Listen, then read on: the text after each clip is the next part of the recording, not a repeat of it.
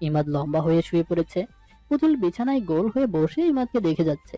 এরপর কি মনে করে তারা বিছানার উপরে থাকা একটি কুশন নিয়ে ইমাদের দিকে ছুরি মেরে বলল, এখন আসেন না কেন? ইমাদ পুতুলের দিকে তাকিয়ে বলল, কেন আসবো? হ্যাঁ, তোমার রাগ হয়েছে আবার? তার মানে শুধু রাগ হলেই আপনি আসবেন আমার কাছে? সম্ভবত হ্যাঁ, তবে এখন মনে হচ্ছে রাগ হলেও তোমার কাছে যাওয়া উচিত না। তুমি একটা অবুঝ মেয়ে, হুদাই সব উল্টো পাল্টা বোঝো। সুতরাং আমি ঠিক করেছি এমনি এমনি কিছুতেই আমার কাছে যাবো না। যাইয়েন না, আই মিন আসিয়েন না। আমার বয়ে গেছে আপনার পথ চেয়ে বসে থাকতে। শুনেছি সীতাকুণ্ডতে সুন্দর সুন্দর ছেলে থাকে, একটা চয়েস করে কাজী অফিসে গিয়ে বিয়ে করে নেব, বেশ হবে। ইমাদ আরেক দিকে ফিরে শুয়ে বলল, দেখো আবার ওই ছেলে তোমাকে বিয়ে করতে না বলে যায়। ভুলবে কেন? আমি মনে করিয়ে দেব আমাকে বিয়ে করতে। তার মনে আসলে বিয়ে করার ব্যাপারটা ভুলে থাকার চেষ্টা করবে সে। যা দরজাটা লক নেই। পুতুলও শুয়ে পড়লো বিছানায়। যাব না। ইমাদ শোয়া থেকে উঠে বসলো। পুতুল কানে আঙ্গুল দিয়ে চোখ বন্ধ করে রেখেছে। মিনিট পাঁচেক পর নিজের কপালে কারোর চুমুর স্পর্শ অনুভব করে পুতুল চোখ খুলে লাফ দিয়ে উঠে বসে গেল। সামনে ইমাদ বসে আছে। কিছুক্ষণ আগে যেটা ঘটলো সেটার মূল হতো কি? আপনি নাকি আমার মনের ভুল ধরে নিতাম? ইমাদ হালকা কেশে বারান্দার দিকে চলে গেছে, যেন সে এর কিছুই জানে না। পুতুলকে ভুল প্রমাণ করতে চায় সে। বোকা বনে গিয়ে পুতুল কপালে হাত দিয়ে ওর চলে যাওয়া দেখলো। ছেলেটাকে আমি বুঝতে পারি না, কখনো বৃষ্টির সময়টাতে মন খারাপ থাকলে রাগ ভাঙায়, তো কখনো বকা দিয়ে পুনরায় মন খারাপ করায়। আবার মন চাইলে ছয়, মন চাইলে দূরে দূরে থাকে। সে কি আমায় পছন্দ করে, নাকি ভালোবেসে ফেলেছে, নাকি ধরে নিতে হবে সে প্রেমে পড়েছে? কিন্তু অনেককে তো প্রেমে তো ভালোবাসা থাকে না। প্রেম আর ভালোবাসার সংজ্ঞা তো আলাদা আলাদা। আবার সেই দুটো শব্দ একইভাবে মিলতে পারে যদি এই প্রেমটা শুদ্ধ হয়। আমার আর ওনার প্রেম কি শুদ্ধ? আমরা বিবাহিত, এই সেই শুদ্ধতা নয়। এইটা হলো প্রেমে কোনো খুঁত না থাকার শুদ্ধতা। সব সঠিক করে বলতে পারবেন উনি নিজেই। এত সব ভাবতে ভাবতে পুতুল ইমাদের পাশে এসে দাঁড়িয়েছে।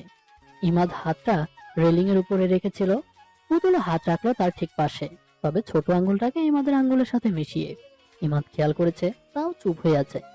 পুতুল ইমাদের অনুভূতি প্রকাশের অপেক্ষাতে ওর মুখের দিকে চেয়েছিল, কিন্তু ইমাদের বিন্দুমাত্র নড়াচড়া না দেখে সে একবার খোঁচাই মেরে দিল নিজের নখ দিয়ে।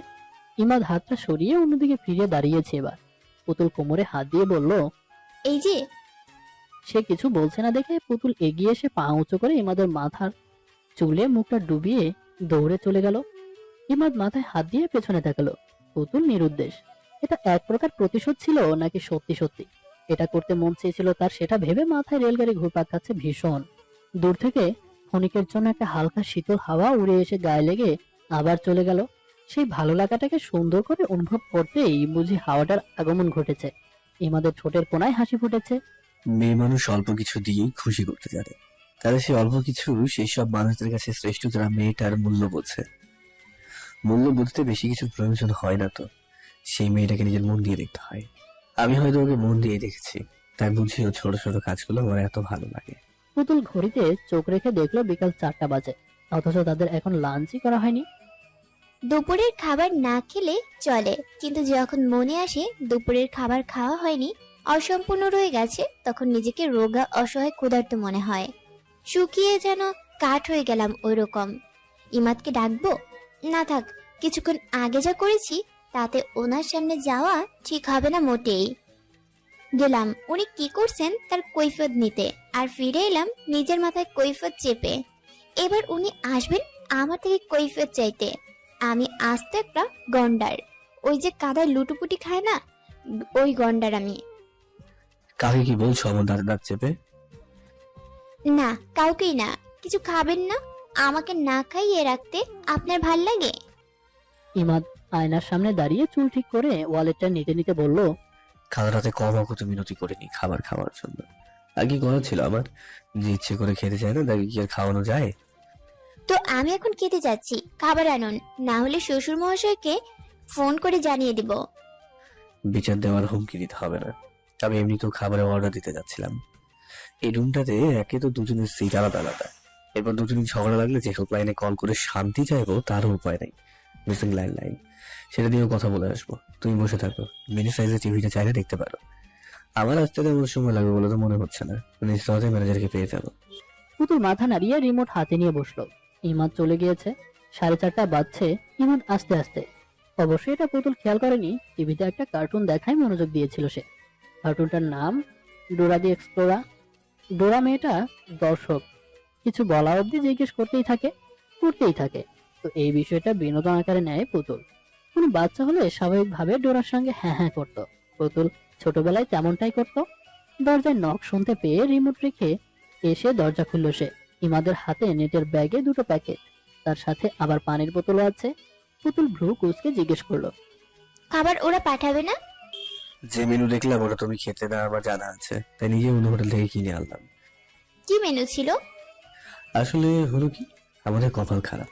চিকেন তারা আজ বানিয়েছিল, সেগুলো শেষ, রাতের জন্য আবার বানাবে। আর এখন বিকাল, মাছ পেয়েছি পাবদা আর শিং, ওগুলো তুমি খাও না, আমিও কম খাই। আর আছে ডাল, বাকি সব শেষ, তাই আর কি করার। পাবদা মাছ আমি একটুও খাই না, তবে কখনো টেস্ট করা হয়নি। ওই যে মাছের চামড়া দেখে আর খাইতে মন চায় না।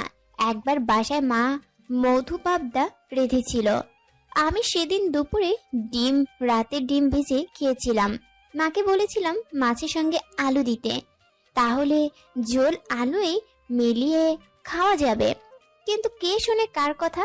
মা বাবার মন রাখতে মাছের ঝোল বানিয়েছিল শুধু।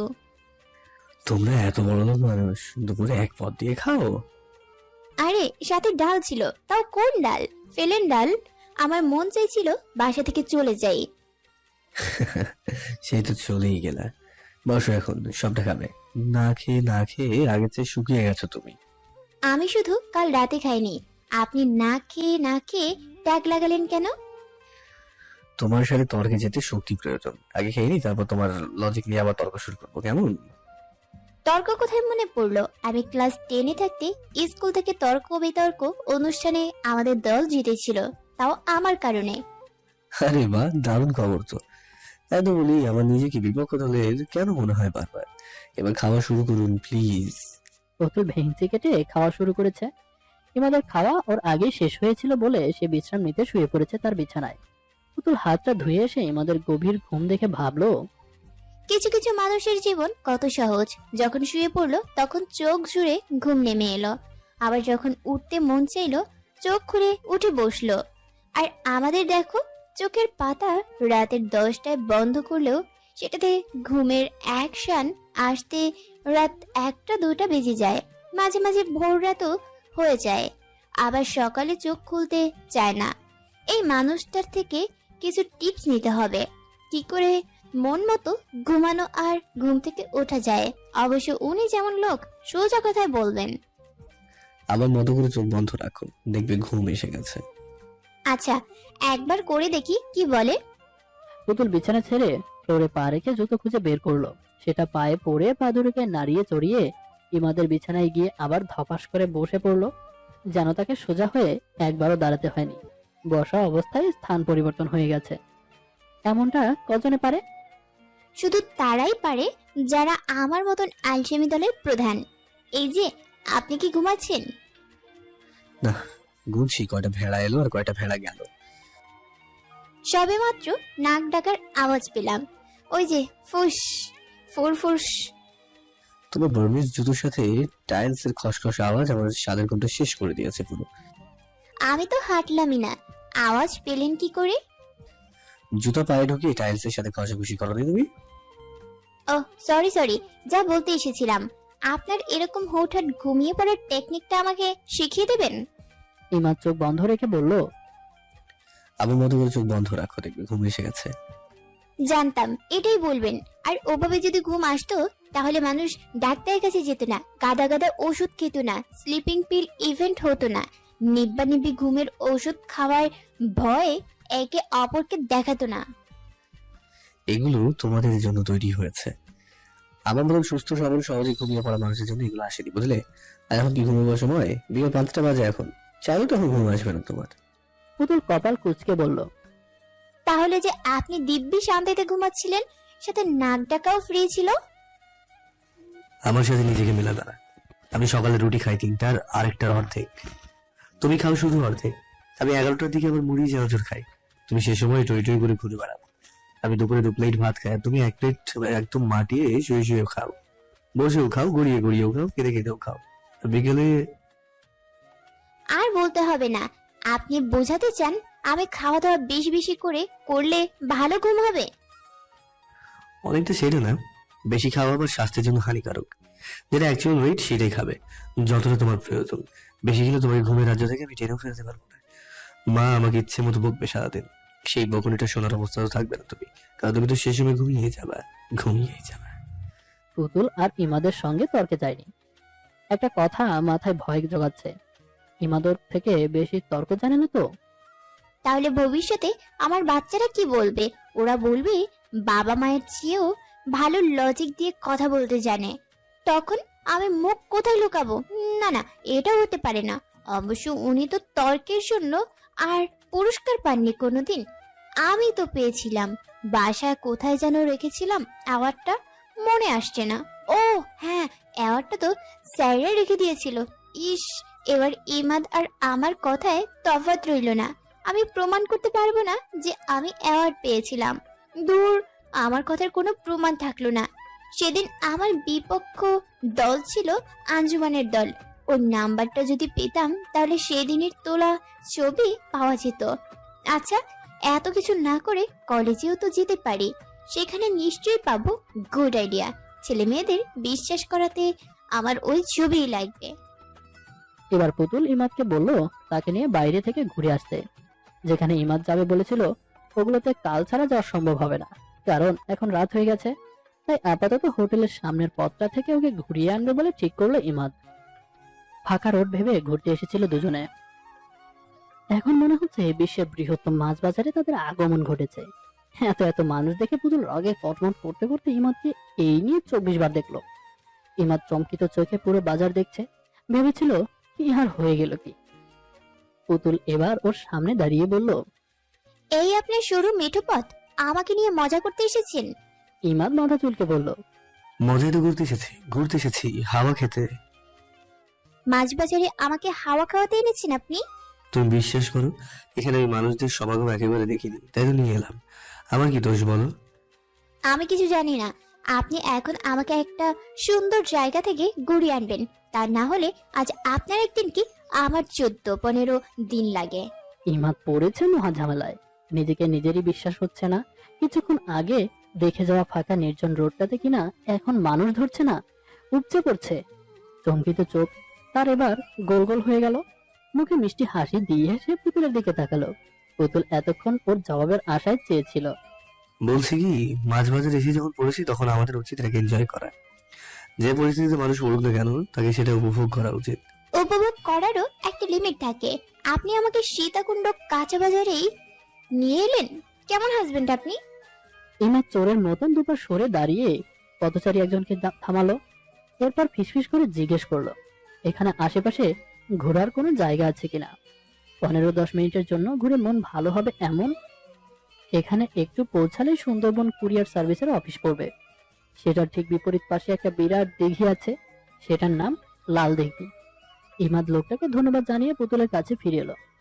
পুতুলের হাত মুঠো করে ধরে বলল, চলো তোমাকে পানি দেখাবো, সবুজ পানি। সেটা কি? আরে চলো না, গেলেই দেখতে পাবে। ইমাদ পুতুলের হাত ধরে হেঁটে চলল। লোকটার কথা মতন কুরিয়ার অফিসের সামনে এসে থামলো দুজন। এরপর রাস্তার ওপারে সেই দিঘিটা দেখতে পেল ওরা। পুতুল খুশি হয়ে বলল, এখানে বসলে মন ভালো হয়ে যাবে, চলুন ওই দিকটায় যাই। ইমাদ তাই করলো। ওকে নিয়ে সেই দিঘিটার কাছাকাছি আসলো।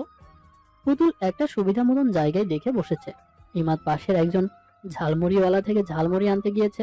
এতক্ষণ বাজার দেখে পুতুলের যে মেজাজ গরম হয়েছিল, এখন তার বিন্দুমাত্র অবশেষ নেই। সব গলে পানি হয়ে গেছে। তারপর দিঘি। ইমাদকে বেশি বকছে মনে করে পুতুল নিজেই নিজেকে দোষারোপ করলো। ভাবছে ইমাদকে সরি বলে দেবে। মামা ঝাল ছাড়া ঝালমুড়ি দিন তো। তাহলে কি শুধু মুড়ি দেব? আপনি কোন ঝালমুড়ি বানান? ওই যে চানাচুর মিক্স করে দেন, আমি ওগুলোর কথা বলছি, জাস্ট মরিচ দেবেন না।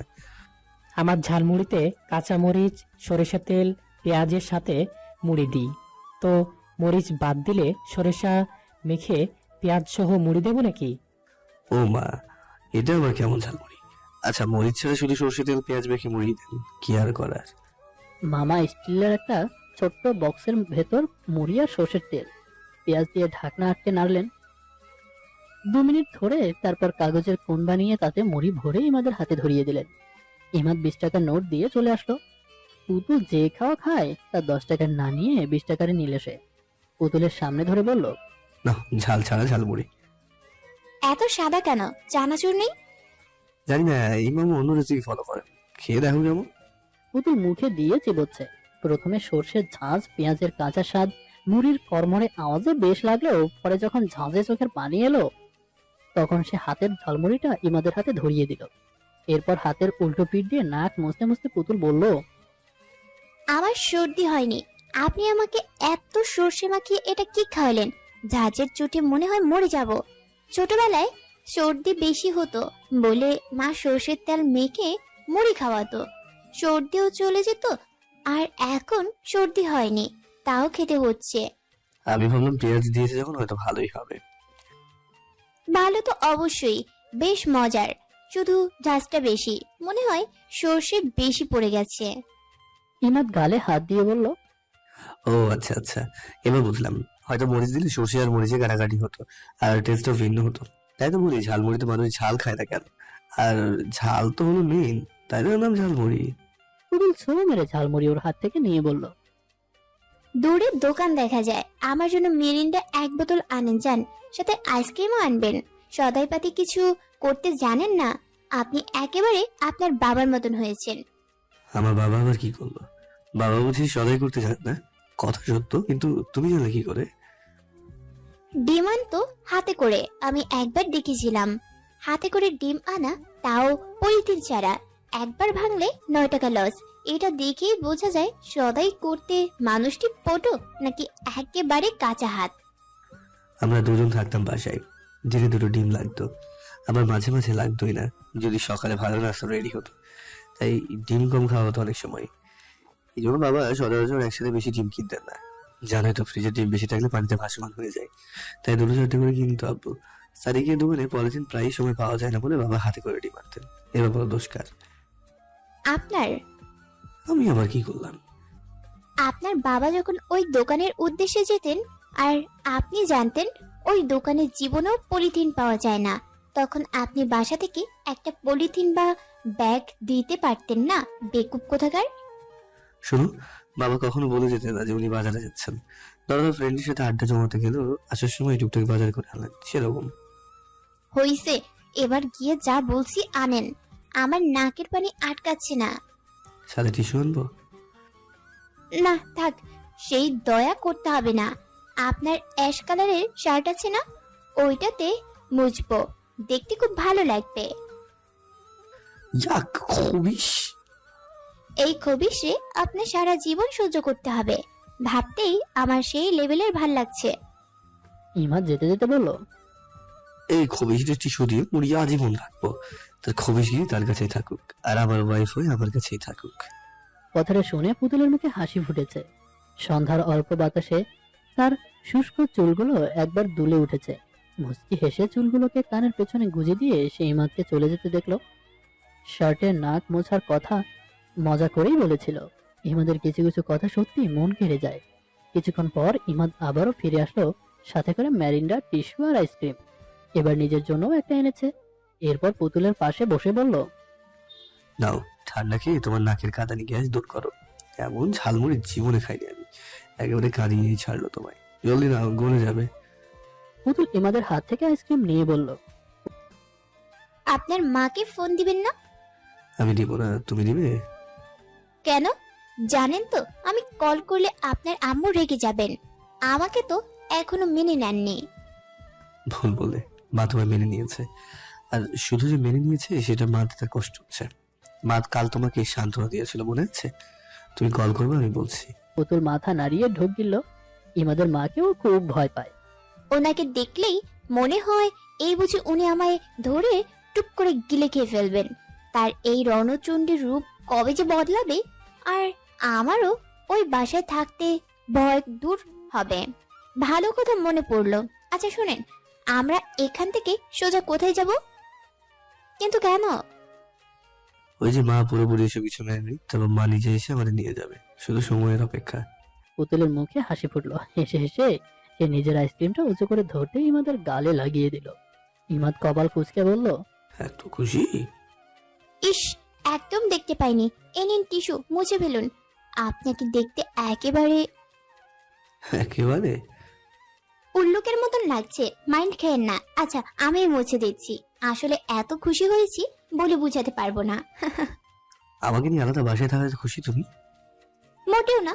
আমি চাই আমাদের সেই বাবুই পাখির বাসাটাকে সুন্দর করে মনের মতন সাজিয়ে আপনার আম্মু আব্বুকে ওখানে এনে রাখতে। কারণ ওই বাসাটা অনেক বড়, তাই না? ভালো বুদ্ধি। জানো তো, মা যেটা ভালো বোঝে সেটাই করে।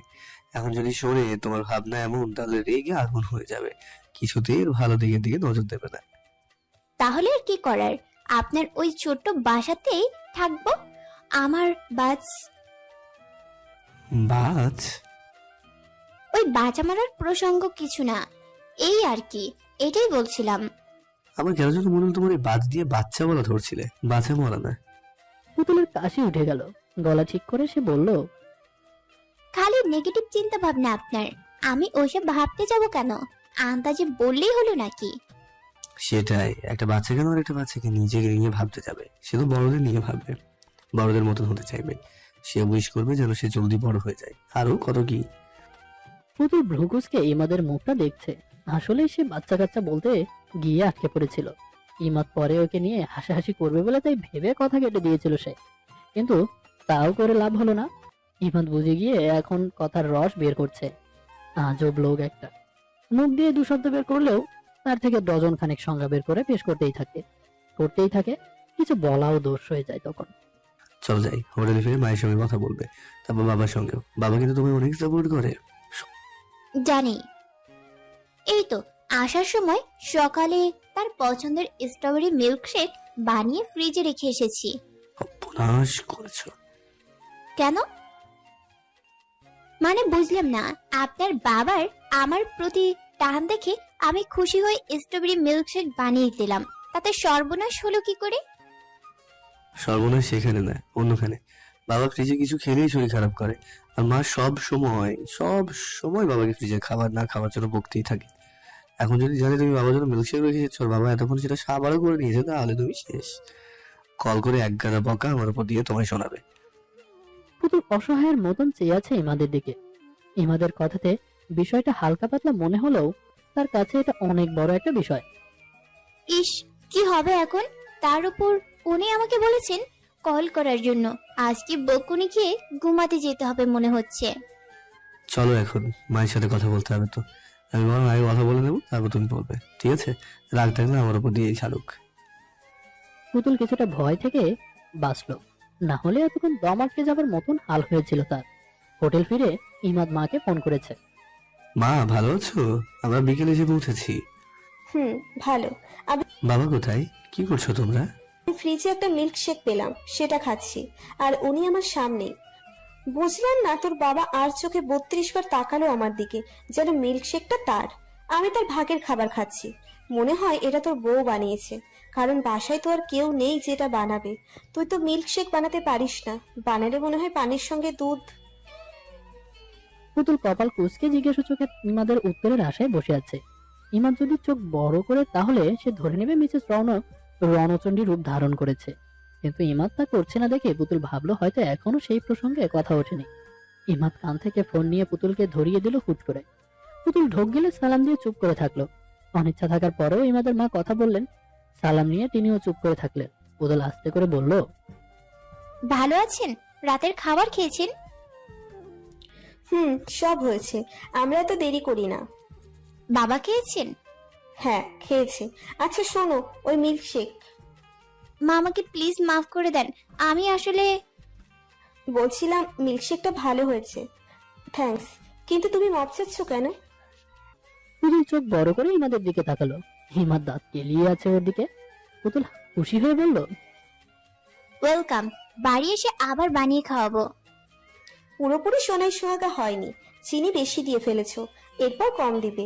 আর নর্মালি তোমার বাবার জন্য একটা বানাবে। আজকে আমি এই মিল্কশেকটা হাতে নেওয়ার পর থেকে খালি আমাকেই দেখছে, খাদক কোথাকার। আচ্ছা আমার ছেলেকে দাও। পুতুল ফোনটা ইমাদের হাতে দিয়ে দিল।